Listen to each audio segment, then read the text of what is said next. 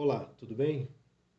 Seja muito bem-vindo ao nosso canal de estudo, aprendendo e compartilhando. O nosso desejo é que Deus esteja iluminando a sua mente para o correto entendimento da sua palavra.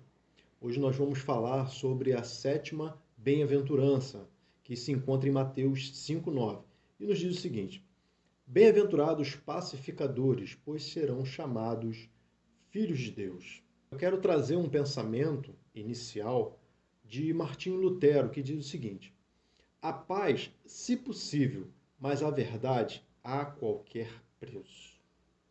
E nesse pensamento, a gente já começa a entender que a paz nem sempre vem acompanhada da verdade. Partindo do princípio que a verdade é fundamental e a verdade na vida do cristão é Cristo, Cristo se intitula a própria verdade, eu sou o caminho, a verdade e a vida, nós não podemos negligenciar o nosso conforto ou a nossa paz por não falar a verdade às pessoas. Então precisamos comunicar a verdade do Evangelho, a verdade de Cristo, mesmo que isso nos cause tribulações, mesmo que isso nos cause intranquilidades.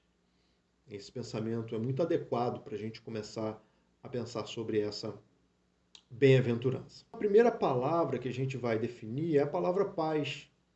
Essa palavra significa tudo tudo aquilo que contribui para o bem-estar supremo do ser humano. No Oriente, as pessoas quando se encontram, duas pessoas quando se encontram, elas desejam mutuamente, né? Uma deseja a outra a paz, dizendo shalom, que significa paz. Então, é o desejo que você tem para outra pessoa que ela desfrute de coisas boas, de coisas desejáveis, de coisas maravilhosas, que tudo de bom aconteça ao seu semelhante. Esse é o desejo quando se é pronunciado shalom, ou a paz. A expressão filho de Deus, nesse contexto, são quem? São os pacificadores. Toda vez que aparece essa expressão filho de, acompanhado de alguma coisa, vai indicar uma qualidade da pessoa. Por exemplo, o filho, o filho da paz é um filho, é um homem, uma pessoa pacífica. Né? Filho da consolação, que a gente vê se falando sobre Barnabé. O filho da consolação é quem? É uma pessoa, é um consolador, é uma pessoa consoladora. Então essa expressão vai aparecer algumas vezes na Bíblia e ela significa, ela vai dar uma ênfase, né, uma qualidade à pessoa, dizendo filho da paz. Então aqui, o filho de Deus, ele significa um pacificador. Uma pessoa pacificadora é filho de Deus, porque Deus deseja a paz para a humanidade. E o filho de Deus, ele deseja seguir os preceitos do Pai, as ordens do Pai. Deseja seguir o exemplo do Pai. Então, se a gente tem um Deus que quer a paz, a gente também deve querer essa paz. Bem, irmãos, essa bem-aventurança não é apenas somente de se trata apenas de intervir numa disputa humana, não deixa disso, né? Vamos separar aqui, peraí. Não é isso exatamente que essa bem-aventurança quer dizer. Também não é a ausência de conflitos exteriores, ou seja, problemas. Então eu não tenho nenhum tipo de problema, então eu estou em paz, eu sou uma pessoa bem-aventurada. Não, uma pessoa bem-aventurada é uma pessoa que é filha de Deus, que é um pacificador, mas não necessariamente ela não tenha problema, porque Jesus nos advertiu sobre isso e disse: no mundo vocês terão aflições. Então não é isso que a bem-aventurança está trazendo. Também não é aceitar passivamente qualquer situação, ou seja, sem fazer ou falar alguma coisa que possa magoar alguém. Não vou falar isso porque pode magoar alguém, não vou falar isso porque pode magoar alguém. Então a gente viu lá no pensamento inicial de Martinho Lutero que a verdade tem que ser falada acima até da nossa paz, acima até da nossa tranquilidade. Ser um pacificador, ser um filho de Deus, pacificador, não significa isso, tá? É preciso falar a verdade, é preciso mostrar às pessoas a realidade das coisas, né? E não simplesmente se abster de tomar atitudes que vão ajudar aquela pessoa, mesmo que ela não consiga entender que aquela verdade, por mais que esteja doendo quando é dita, está sendo dita para um proveito maior na vida dela, na vida da pessoa que está ouvindo aquela verdade. Não é também se chegar a um extremo de ter que pegarem armas para matar pessoas, né, para assassinar pessoas, por uma causa própria, uma causa que você deseja, e aí você acaba, não, eu vou matar as pessoas para ser um pacificador. Não, isso aí já é um extremismo, né? A gente tem que tomar cuidado com essas coisas. Então, essa bem-aventurança é enfrentar, o mal, é fazer a paz, embora isso signifique lutar, mas sem atentar contra a vida humana. Esse detalhe é muito importante. Então, eu enfrento o que está errado com a verdade, né? Ou seja, eu ajo em prol da paz, para ajudar as pessoas, para ser um pacificador e me tornar assim um filho de Deus, de acordo com essa bem-aventurança. E embora isso signifique lutar, eu tenho que lutar pelos meus direitos, eu tenho que mostrar às pessoas o que eu penso, eu não posso me calar diante das dificuldades, diante das posições que as pessoas colocam ou tentam impor na sociedade, enfim. Eu tenho que lutar para ser um pacificador, ou seja, para o bem comum.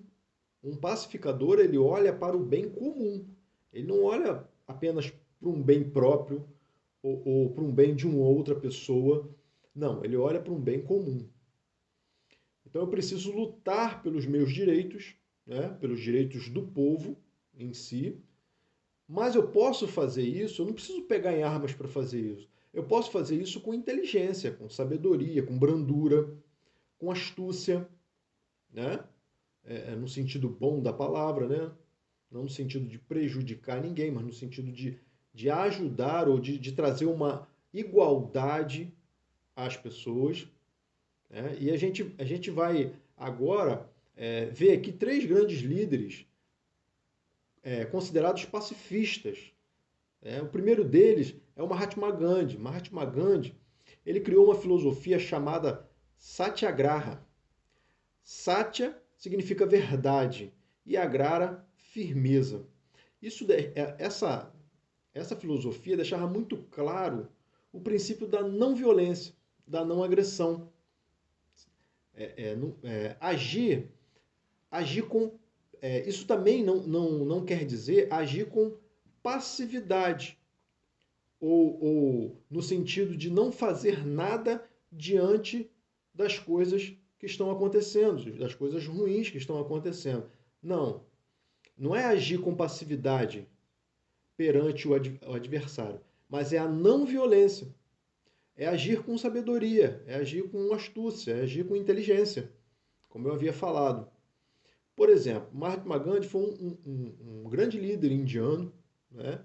E ele lutou contra a imposição inglesa, né? A Índia era colônia da Inglaterra, então ele lutou contra essa imposição da Índia ter que comprar os produtos da Inglaterra. Fazendo o quê? Incentivando o povo indiano a criar os seus próprios produtos e a comprarem os seus próprios produtos. Com isso, ele conseguiu a independência da Índia em 1947. O nosso segundo líder é o Martin Luther King. O pastor Martin Luther King batalhou pelos direitos civis dos negros americanos, organizando muitas greves, né?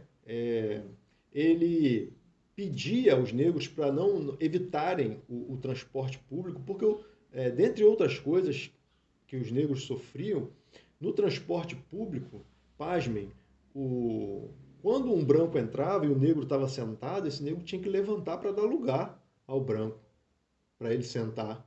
É uma coisa terrível, né? Essa separação que havia. E ele lutou com isso. E não pegou em armas, não precisou pegar em armas para fazer nada disso. Ele, ele, ele trouxe a consciência da igualdade das pessoas, independente da cor da pele delas. Então, Luther King ele consegue a aprovação das leis dos direitos civis e também o direito do voto em 1965. Nosso terceiro grande líder pacifista da história é Nelson Mandela. Ele ficou prisioneiro 28 anos, também por coordenar greves, protestos contra as políticas segregacionistas. Ou seja, essas políticas davam tratamentos diferentes aos indivíduos dentro do seu próprio país. Né? Então, o indivíduo, dependendo da sua origem, da sua raça, né? da sua cor de pele, da sua situação, ele vivia, ele era separado. Né? Então, esses não nos misturamos com esse tipo de pessoa, esse tipo de pessoa não se mistura com outro tipo de pessoa. Então havia ali uma segregação, uma separação entre as pessoas. E Nelson Mandela ele luta contra isso. E quando ele deixa a prisão, ele se torna o primeiro presidente negro da África, em 1994. Então, irmãos, a gente vê com tudo isso que essa bem-aventurança diz que os pacificadores são benditos, né? Ou são filhos, porque serão chamados filhos de Deus. Ou seja, é muito bom você fazer algo, você trazer a paz para as pessoas, né? Para uma comunidade, e com isso você vai ser automaticamente, Jesus está dizendo que você vai ser automaticamente denominado filho de Deus, porque é isso que Deus quer, é isso que Deus se agrada de tudo isso. Deus é um agente da paz. Deus trouxe Jesus para nos dar a paz, a verdadeira paz, não uma paz momentânea, não uma paz circunstancial, mas uma paz interna, uma paz que dura para sempre, uma paz que não tem fim, uma paz que não depende daquilo que está à minha volta. Essa é a verdadeira paz que Deus quer nos dar através de Cristo Jesus, quando nós cremos nele, quando nós confiamos nele, quando nós entregamos a nossa vida a ele. Essa é a verdadeira paz que nós alcançamos. E essa paz nós precisamos também passar à frente. Romanos 15:33 diz assim: o Deus da paz seja com todos vocês. Amém. Essa bem-aventurança também, irmãos, são os que estão em paz com Deus. Para você ter paz com as pessoas, é necessário você ter paz com Deus. Em primeiro lugar, você tem que ter paz com Deus. Você tem que crer que existe um Deus. Confiar que tudo que ele diz, né, para que nós façamos, as suas ordenanças, são coisas boas, são coisas que vão nos abençoar, que vão nos trazer a verdadeira paz, uma paz que ninguém pode tirar, uma paz que a luta não pode tirar, uma paz que a enfermidade não pode tirar, uma paz que a falta do dinheiro não pode tirar. Então, nós precisamos primeiro estar em paz com Deus, estar relacionados com Deus, termos a nossa intimidade preservada, aquilo que nós fazemos agrade ao coração de Deus. Temos que ter paz com Deus.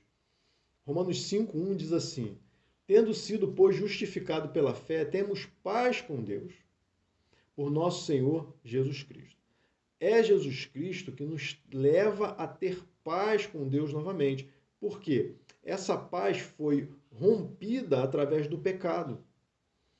Nós não estávamos em paz com Deus, porque o pecado arrancou esse relacionamento do homem com Deus. Então, em Cristo, quando nós somos justificados em Cristo, quando nós aceitamos a Cristo como nosso Senhor e Salvador e fomos justificados por Ele, nós voltamos a ter comunhão com Deus. Portanto, voltamos a ter paz com Deus. É isso que Paulo está falando aqui, o apóstolo Paulo. Essa bem-aventurança também nos mostra que a gente precisa ter paz com as pessoas. Se temos paz com Deus, também temos que ter paz com as pessoas. Olha o que diz Romanos 12, 18. Façam todo o possível para viver em paz com todos. Façam todo o possível. Ou seja, o que depender de vocês, o que depender de nós, nós precisamos estar em paz com as pessoas. Mas nem sempre essa paz depende de nós. E aí, o que não depender de nós, não tem como fazermos, né? Muitas vezes, quando isso não depende de nós, ficamos na oração. Pedimos a Deus uma oportunidade para tentarmos de novo, para termos paz com as pessoas. Também é reconciliar o ser humano com Deus através de Cristo. Bom, se eu tenho paz com Deus, eu fui reconciliado com Deus, eu fui justificado por Cristo. E aí, quando eu tenho paz com Deus, eu entendo que eu preciso fazer a vontade de Deus. E a maior vontade de Deus é que o ser humano se reconcilie com Ele. É que o ser humano entenda que ele foi separado pelo pecado de Deus. Mas Deus deu um escape, Deus deu a sua verdadeira paz, a sua verdade, que é Jesus Cristo, para unir esse homem novamente com Ele. Por isso, nós que já aceitamos ao Senhor Jesus, precisamos proclamar essa mensagem de fé, essa mensagem de reconciliação. Olha o que diz 2 Coríntios 5, 18 e 19. Tudo isso provém de Deus, que nos reconciliou consigo mesmo por meio de Cristo e nos deu o ministério da reconciliação. Ou seja, que Deus em Cristo estava reconciliando consigo o mundo, não lançando em conta os pecados dos homens, e nos confiou a mensagem de reconciliação. Deus nos deu a graça de podermos transmitir essa mensagem de reconciliação para o nosso semelhante. No caso, dessa bem-aventurança, a bênção recai sobre aqueles que fazem a paz, que trabalham pela paz, e não simplesmente sobre aqueles que esperam pela paz ou que amam a paz. Não. É tomar atitudes que promovam a paz, ou seja, o estabelecimento de relações justas entre os seus semelhantes. Tudo que nós falamos até agora, a ideia conflui para isso. A paz é tomar atitudes, ou seja, eu não posso esperar ter paz, mas eu tenho que ser um agente que promove essa paz a outras pessoas. Principalmente levando o evangelho salvador, o evangelho que traz paz ao coração que está aflito, que está perdido, que está carente de Deus. Então esse ser humano não está em paz. Ele pode ter muito dinheiro, mas ele não está em paz. Ele pode ter uma família maravilhosa, mas ele não está em paz. Ele pode ter um emprego maravilhoso, mas ele não está em paz. Porque a paz que preenche e completa o coração vem de Deus. E somente de Deus por Cristo Jesus.